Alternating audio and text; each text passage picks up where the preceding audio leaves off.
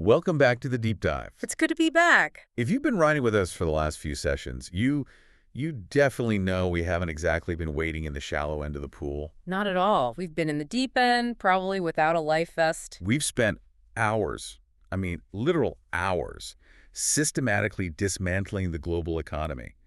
We've looked at the environment through a completely new and frankly somewhat terrifying lens. And we've questioned the very nature of money itself until I think both of us had a mild existential crisis. I think mild is being pretty generous. I think we effectively ruined the concept of a savings account for everyone listening. We really did. It's like, pass the salt. And by the way, did you know your bank balance is just a protocol for delaying entropy? Yeah, that's a great way to clear a dinner party, trust me. But today we're doing something a little different. We're taking that same analytical buzzsaw and turning it on something that I think hits very close to home for a lot of people, maybe even for us right now. We're turning the lens on the brain of society itself. The brain. We are looking at the university and the academic system. The ivory tower. The ivory tower.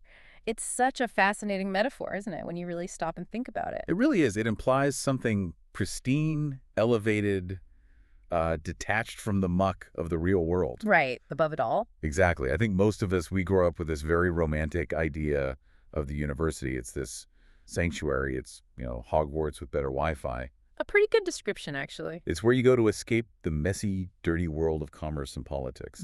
It's supposed to be a place of pure, objective truth.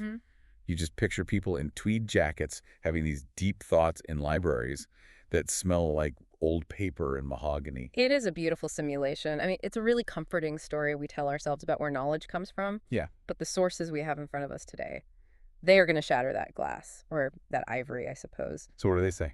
They argue that the university isn't some sanctuary floating in the clouds. It is a thermodynamic engine.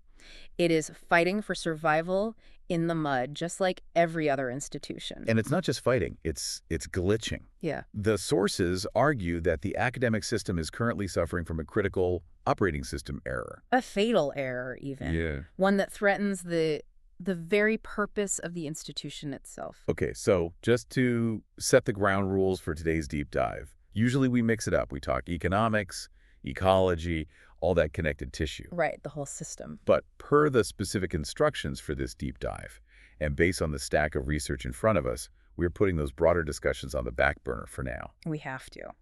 Today, our mission is to focus exclusively on this analysis of the academic system. We're going to look under the hood of the machine that produces knowledge with a capital K and see why it's making that grinding noise. And to do that, you need a framework. You can't just look at a university and see, buildings and students and football stadiums. Right. You have to see the flows of information and energy. You have to look at it cybernetically. Right. And the core conflict our sources identify is really interesting. It's not the usual stuff. It's not arts versus sciences or administration versus faculty, which is what you always hear about. No, it's much deeper. The core conflict, the one that drives everything else, is the battle between metacognition and thermodynamics. Okay, let's unpack that immediately. Metacognition, that's thinking about thinking, right? I think that's the common definition. Roughly, yes. That's a good starting point. It is the ideal of self-reflection. It's the ability of a system to look at itself, to analyze its own rules, and to question its own assumptions. So it's the university's immune system in a way. That's what a university claims to do. It claims to be the part of society that steps back and asks, are we doing this right? Is what we believe actually true? That's the metacognitive function. Okay, that's the noble goal, the ivory tower ideal. And thermodynamics. Thermodynamics is the brutal, unyielding reality of the physical universe. It's the law that says, to maintain order, you must burn energy, you must fight entropy. It is the law of institutional survival. A university has bills to pay. It has a huge energy bill. A huge one. It needs electricity, heating, salaries, server farms, landscaping. So the conflict is this. The university wants to be this pure, self-reflective, metacognitive observer that cares only about truth. But it has to be a thermodynamic beast that eats money and resources just to keep the lights on. Precisely. And the analysis in our source material argues that right now the thermodynamics are winning decisively. How so? The need to survive, to get funding, to keep the structure intact is crushing the ability to think clearly. So we are treating the university not as a moral temple, No. but as a cybernetic system processing information and energy, and frankly, the processor is overheating. I love that image, even if it is a bit disturbing. So let's pop ahead and get into the machinery. Section 1 in our outline. The source material draws a really, really sharp line between two types of people in this system. It does. The true academic and the replicator. And this distinction, it's fundamental. I mean, it challenges everything we think about what it means to be smart or educated. Because usually we assume there's a straight line, right? Smart kid gets straight A's, goes to a top-tier college, crushes the GREs, gets a PhD, becomes a professor.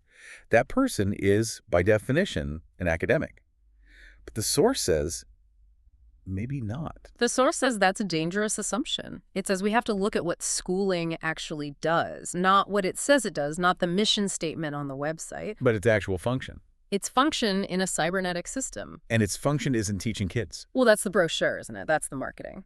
But functionally, the source argues that schooling acts as an interpolation protocol. Interpolation. Okay, you're going to have to explain that one. That sounds like something from Photoshop. That is the perfect analogy. It really is. Imagine you have a high-resolution digital image, a raw file from a professional camera. Okay. Huge file size, tons of detail. Exactly. It has millions of colors, immense detail, huge file size. Now, imagine you need to send that over a really slow internet connection, which is, in this metaphor, the bandwidth of the state bureaucracy or the economy. You can't send the raw files too big. It would take forever. It's too much data. It's too complex. So what do? You compress it. You turn it into a JPEG. You turn it into a JPEG. You interpolate the pixels. You average them out. You reduce the data to make it manageable, even though you lose some of the original fidelity. Okay. Now, apply that to a human child. A human child is a high-dimensional, chaotic system. They have infinite potential, weird interests, specific neuroses, unique talents, strange ways of seeing the world. They are a massive, what the source calls, meaning manifold. But the state and the economy can't handle that complexity. Yeah. They can't design a job market or a curriculum for millions of unique snowflakes. Correct. It's too much data. It's computationally too expensive. So the school system acts as the compression algorithm. It's a JPEG converter for people. It formats the human. It reduces that complex potential into a standardized metric. Grades, test scores, degrees, certificates. So John is a creative genius who loves insects and hates mornings and builds incredible things out of cardboard. Chemist.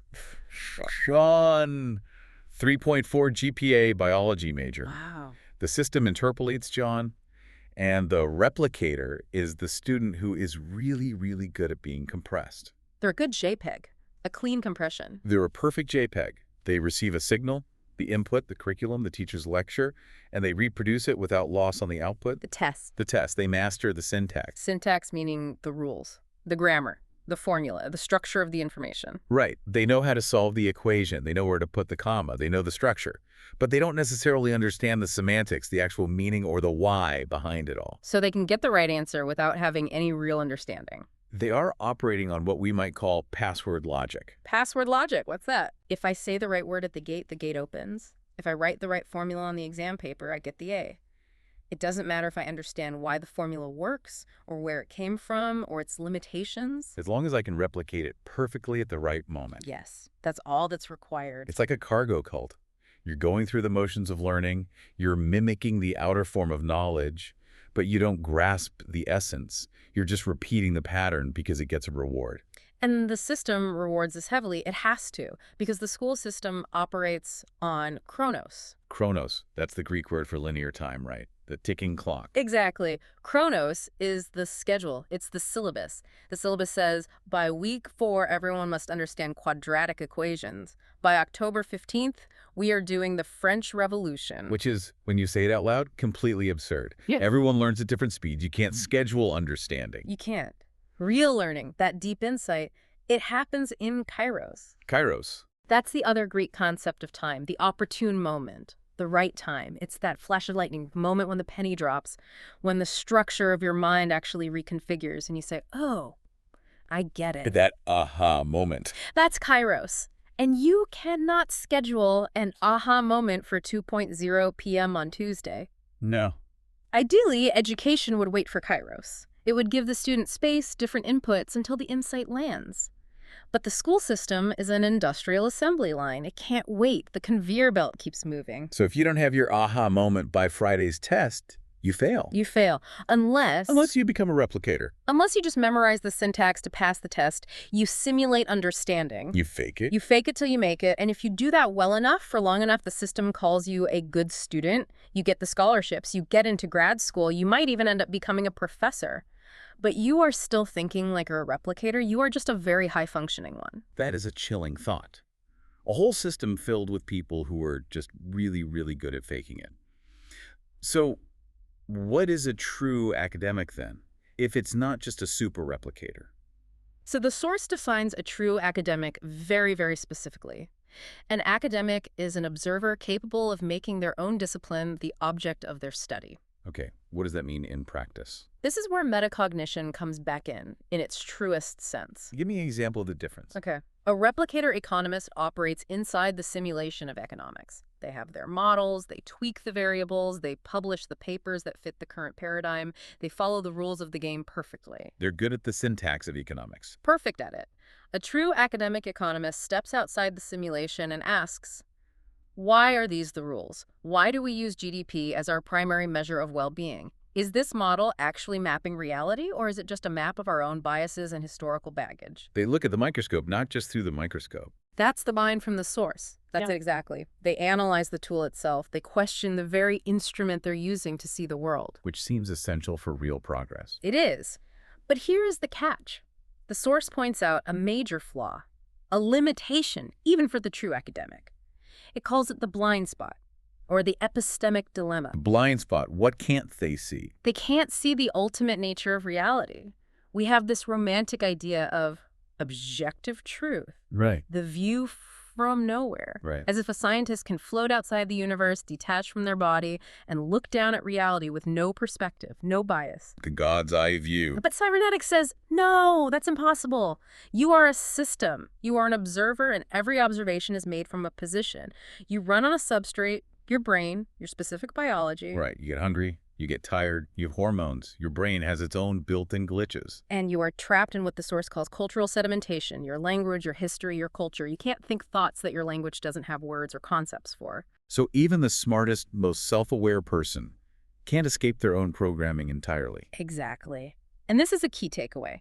Scientific insight is never the naked truth. It is simply the maximization of functional coherence. Functional coherence. It's the best, most consistent map we can draw right now, given the limitations of our brains and our history. A true academic admits this limitation. They know they're drawing a map, not revealing the territory itself. A replicator doesn't even know the distinction exists. This feels like we're setting up a tragedy here. It has elements of a tragedy. We have this ideal of the academic who questions everything, even their own tools. A metacognitive observer. But they are operating in a system, the university, that is designed from the ground up to identify, reward, and promote replicators. And it's designed to survive physically. And that pressure, the sheer physical need to exist, brings us to the thermodynamic trap. Section 2.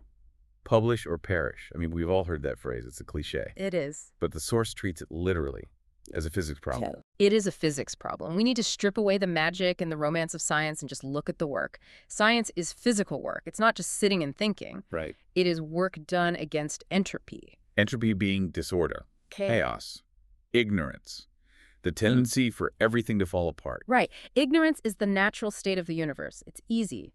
To create order, to create knowledge, you have to fight that tendency. You need to expend energy. We call that energy exergy in this context. Useful work potential. And in the real world, exergy means... It means money. Labs, electricity, coffee, time, the salaries of grad students. Funding. Almost entirely funding. And because the university is in the business of creating knowledge, not profit, it faces the economic alignment problem. It has to get its money from somewhere else. It has to align its goals with the people giving it the money, which is usually the state or the market. And the state and the market aren't usually interested in metacognitive truth or abstract philosophy for its own sake. Not usually. They want results. They want products. They want a return on investment. They want something measurable. You want manageable metrics. A government bureaucrat can't read every single paper in quantum physics to see if it's brilliant. That's too much complexity. It's the same compression problem all over again. So what do? They use an interpolation protocol. They compress the data again. The value of the research has to be turned into a JPEG. Exactly. They invent proxies for value, impact factors, citation indices, H-index, grant quotas. They measure the syntax of science, not the semantics. So it's not, did you actually discover something true and important? No, it's how many papers did you publish in high-impact journals, or how many times were you cited? And this creates the metric trap. There's a concept from economics, Goodhart's law. Which is? When a measure becomes a target, it ceases to be a good measure. Because people start gaming it. No. They optimize for the metric, not the original goal. And this creates a deeply perverse incentive structure for the researcher.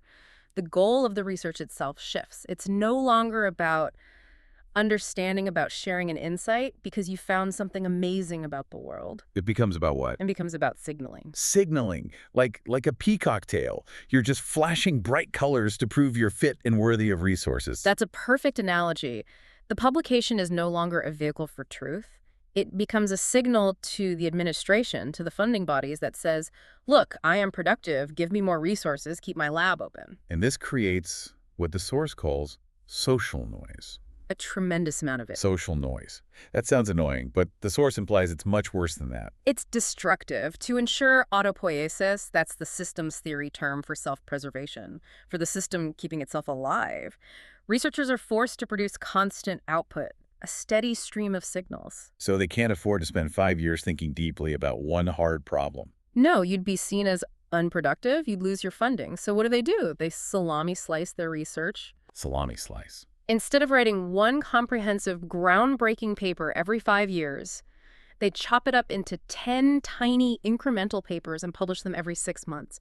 Each one is just one thin slice. So you have thousands upon thousands of papers being published that don't actually expand human knowledge in any meaningful way. No, they just expand the CV of the researcher and fill the pages of journals. They are pure social noise. They are signals, not insights. And the tragic figure in all of this is the scientist, the actual person trying to do the work. The source describes them as being forced to become a proxy.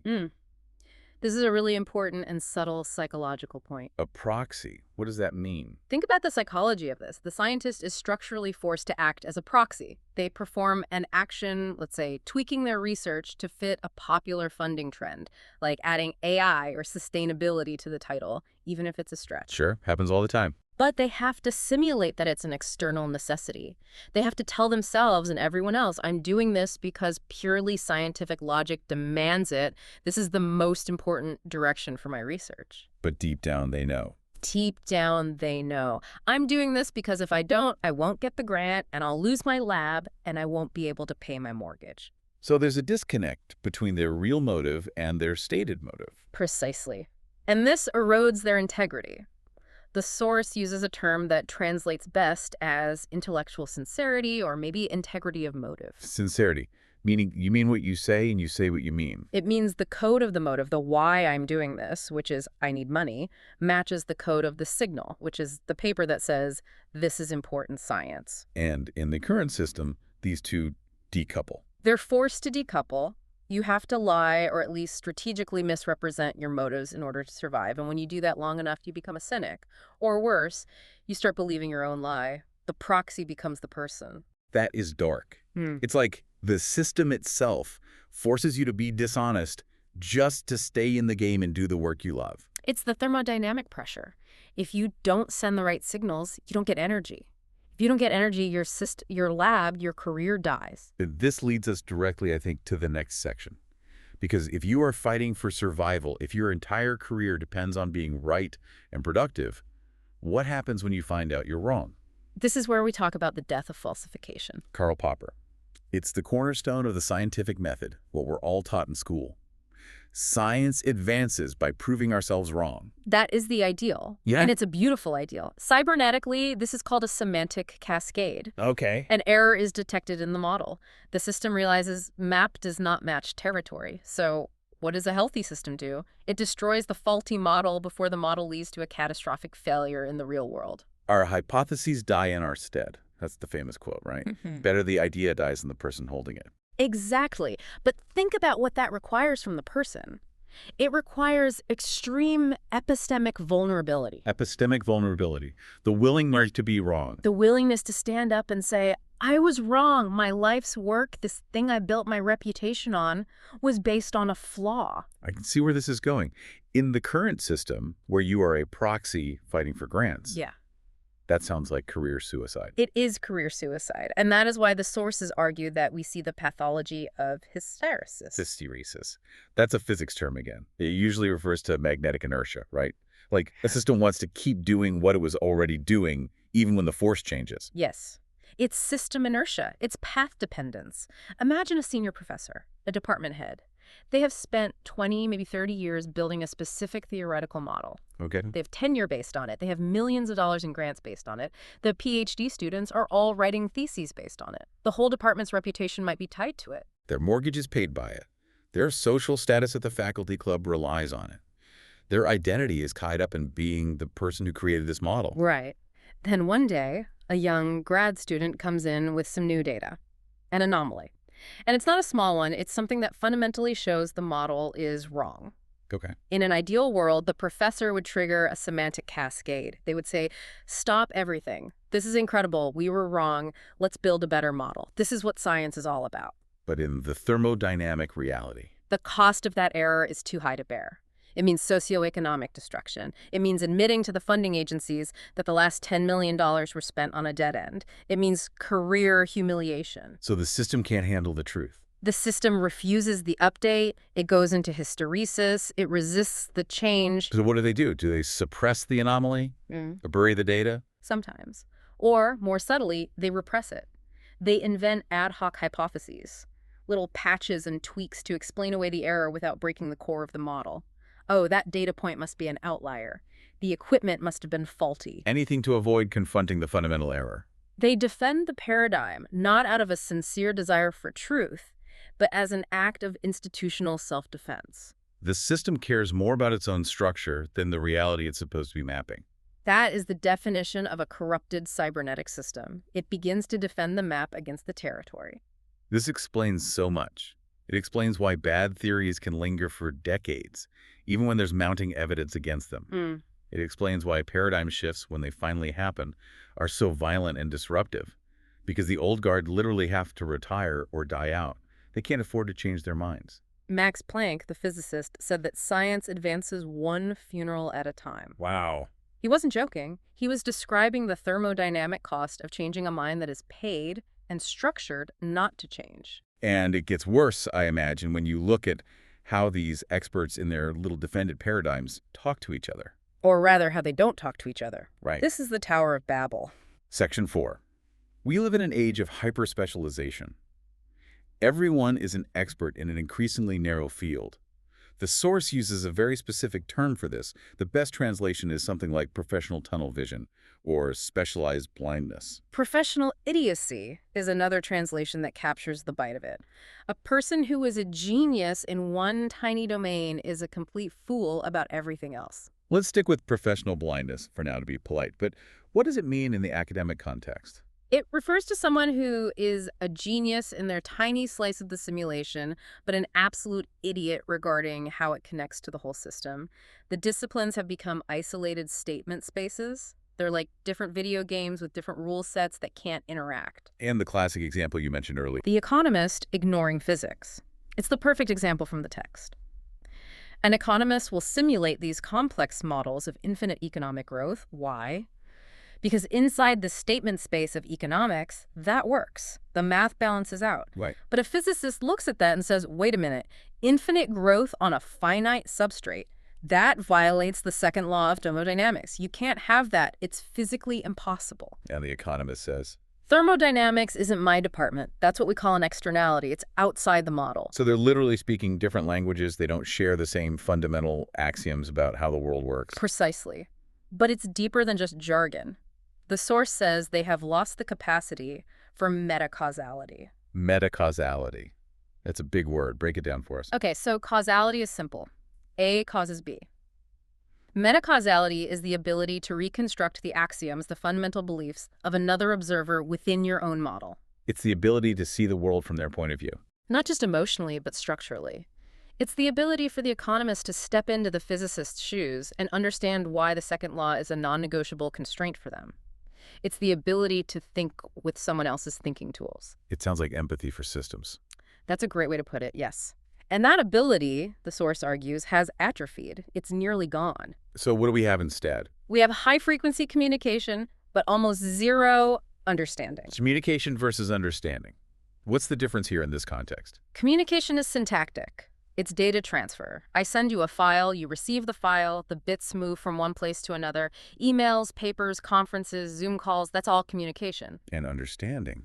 Understanding is semantic. It's meaning synthesis. It's integrating that file into your worldview and allowing it to change your own model of reality. It's a much slower, more difficult process. So the university is buzzing with communication, with data exchange, but nobody is actually understanding what the other departments are doing. To a frightening degree, yes. And this means the academic system as a whole creates a Babylonian confusion. It loses the ability to synthesize knowledge. And that's dangerous. It's incredibly dangerous because the major crises we face, climate change, economic instability, the rise of AI, these are systemic crises. They are not isolated problems. You can't solve the physics of the economy if a physicist and the economist can't even simulate each other's most basic axioms. They're just yelling syntax at each other across the campus quad. And the university administration calls it interdisciplinary studies. Yeah. And gives them a grant for it. And usually it's just two replicators from different fields sitting in the same room, protecting their grants, talking past each other, and producing a paper that satisfies the metric but provides zero actual synthesis. Wow. Okay, this is bleak. This is a pretty damning diagnosis. Let's recap for a second before we even think about solutions. Okay. We have a system that formats unique human children into replicators via a process of interpolation. It then forces the most successful replicators, the researchers, to become dishonest proxies in a thermodynamic battle for funding. This pressure punishes them for admitting errors, leading to a state of hysteresis where bad ideas can't die. Yes. And finally, it isolates all these specialists in their own linguistic silos, so they can't see the big picture or solve systemic problems. That is the diagnosis of the glitch in the ivory tower's operating system. Is there a way out? Or do we just, burn the ivory tower down and start over on YouTube? Well, the source suggests we don't need arson. We need what in software development they call refactoring. Section 5, refactoring the system. First, and this is the most important starting point, we have to stop blaming the individuals. This is crucial. It's not about bad people? It is not a moral failure of bad scientists or greedy professors. It is a structural error. It is the logical, predictable result of applying an industrial assembly line protocol, which works great for making cars or widgets, to a process that requires epistemic distance, error tolerance, and kairos. You can't optimize the search for truth like you optimize the production of a toaster. You can't. They require fundamentally different operating systems. So what is the solution? The source proposes that the system must learn to endure a constructive contradiction. A constructive contradiction? What is that? Guaranteed financing. Like a universal basic income for researchers. Just give them the money. In a sense, yes. The logic is thermodynamically sound. To get metacognition, you have to create negative freedom. Freedom from something. Freedom from coercion. You need to sever the direct, brutal link between being right and eating dinner. Ah, I see. So if my mortgage doesn't depend on my pet theory being right, then I can actually afford to follow the data and admit when it's wrong. Exactly. You restore epistemic vulnerability. You make it safe to be wrong. You can only expect a researcher to honestly and joyfully destroy their own life's work when the facts demand it, if doing so doesn't result in their socioeconomic destruction. It sounds so simple when you put it like that, but it would change everything. It flips the entire incentive structure on its head. It shifts from protect the model at all costs to find the truth wherever it leads. It allows us to move from rewarding the replicator to cultivating the honest doer. The honest doer. Yes. That's the translation of the original term. Yes. The replicator just repeats the past to stay safe. They follow the syntax. The honest doer acts with integrity. They take responsibility for the causal link between their motive and their work. So they can say. They can honestly say, I'm doing this research because I'm deeply curious and want to know the answer, not because I need to publish 3 papers by June to keep my lab open. But I have to play devil's advocate here. Yeah. This is the critique you'd hear immediately from any administrator or politician. Go ahead. If you just give people money, whether they produce or not, won't they just get lazy? Won't they just sit on the beach and do nothing? That is the cynical view of the replicator mind. It's a projection. It assumes that humans are naturally passive and only work when threatened with starvation or punishment. But you think that's wrong. The source argues it's profoundly wrong. Just look at children before the interpolation protocol gets to them. Look at true hackers in the open source world. Look at artists. Look at hobbyists. Curiosity is a fundamental biological drive. We are wired to solve puzzles and explore. Exactly. The current system suppresses that natural curiosity by turning it into administrative work. It turns the joy of discovery into the soul-crushing drudgery of grant writing and metric chasing. If you remove the existential threat, if you take away the constant low-grade fear, you might release an absolute explosion of metacognition and genuine creativity. You unleash the true academic again. That is the hope. That is the proposal. You create a true sanctuary, not by building high walls to hide from the world, but by shielding the scientific mind from the thermodynamic pressures of the market. It's a compelling vision.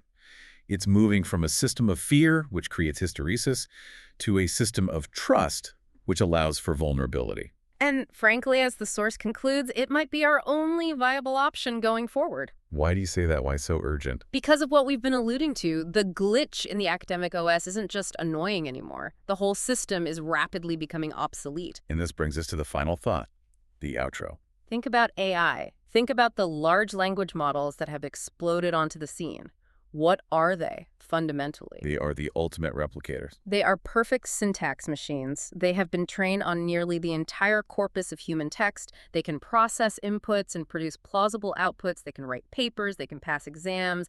They can replicate existing knowledge faster and better than any human replicator ever could. I saw a study that a leading AI can now pass the bar exam, medical boards, and write solid B+ college essays in a matter of seconds. Exactly. So if our entire educational system, from kindergarten to the PhD, is designed to train human replicators, Then we are training humans to do the one thing that machines are already doing better, faster, and cheaper. we are training our children for obsolescence. We are creating organic LLMs just in time for the digital LLMs to take all their jobs. That is a truly terrifying thought. So the replicator, as a viable human career path, is dead. The replicator is dead. The machine does it better, which means the only future for the human mind, the only thing left that is distinctly, valuably ours, is metacognition. The ability to step outside the system. Yes, the ability to ask not what is the answer, an AI can give you an answer, but to ask why are we asking this question in the first place? Is this the right question? What are the hidden biases in the data the AI was trained on? What does this answer actually mean for us? We need to stop training people to run the maze faster and faster and start training them to see the maze from above, to design new mazes, or to realize they are in a maze in the first place. Precisely. We need fewer proxies chasing metrics and more observers asking fundamental questions.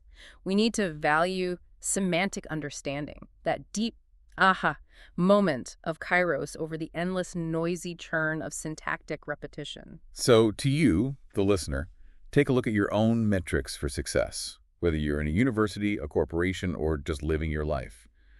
Are you measuring something of real value, or are you just generating noise to signal that you're busy? Are you feeding the hysteresis in your own life? Are you protecting old ideas because they're comfortable and they pay the bills? Or are you ready for the vulnerability of being wrong so you can learn something new? Deep questions for a deep dive. Yep. This has been one of the most structural, architectural breakdowns we've done. It's really shaken my view of higher education. It changes how you look at a diploma, that's for sure. It's a certificate of successful compression. As always, thank you for listening. We'll see you next time, or we might just have to figure out how to rebuild everything we've just deconstructed. Until then. Stay curious. And stay honest.